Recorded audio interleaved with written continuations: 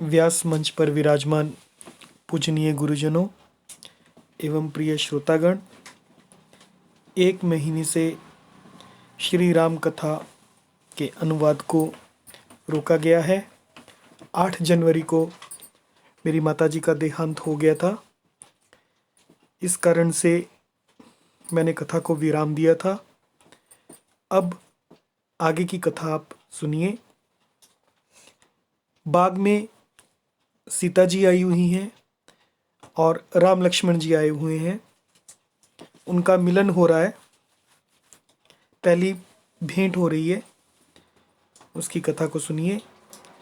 कंकन किंकिनी नूपर धुनि सुनी, कहत लखन सन राम हृदय गुनी।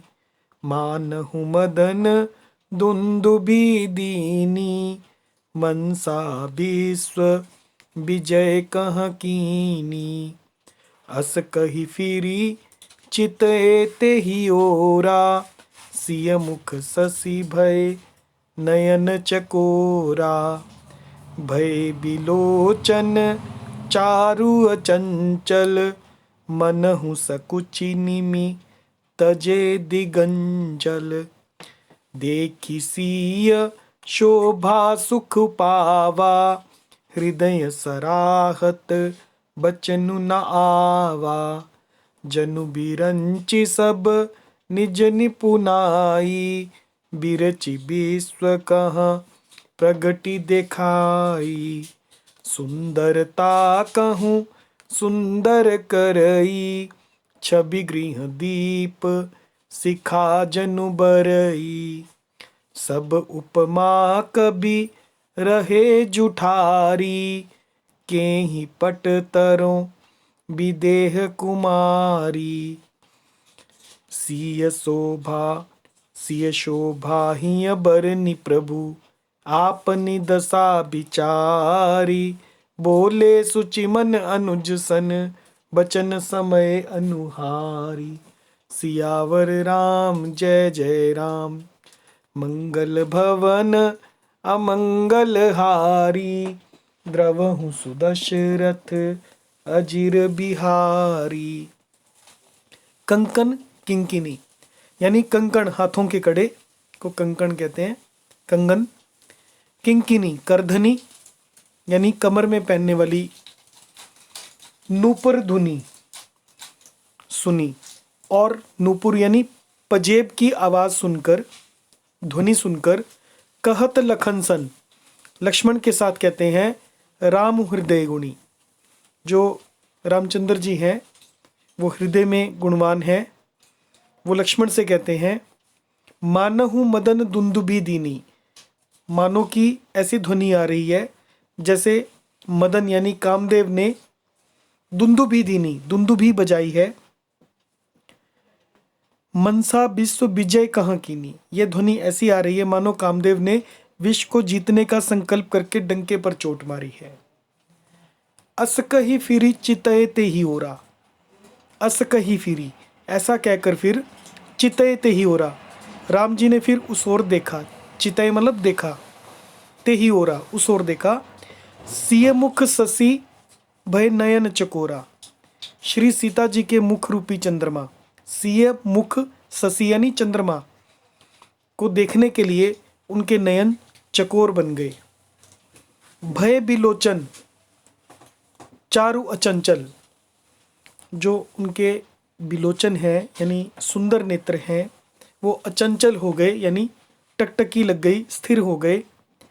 मनहु सकुचि निमि तजे दिगंचल, मानो मनहु सकुचि जैसे सकुचाकर, निमि ने, तजे दिगंचल, दिग यानी दिशाएं, दिशाओं के अंचल।